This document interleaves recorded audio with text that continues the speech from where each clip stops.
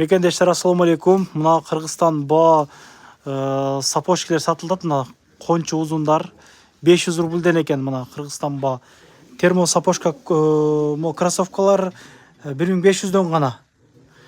Муну сапожкилер 1500, 1300дөн. Могу жердеги шымдар 800дөн анан 1000 канчадан эле? 1600, 1500, 800.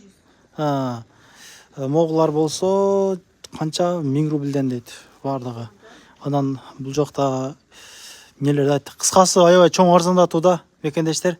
Келиңиздер 10дон 10га чейин иштейт. Метро Волгоград проспектин биринчи бактынан чыгып эле ошол экинчи этажга көтөрүлүсүздөр. Манекен Москва эле сеники? Манекен Москва деген Instagram аккаунт катталып койсун. WhatsApp номеримди да жазып коелу.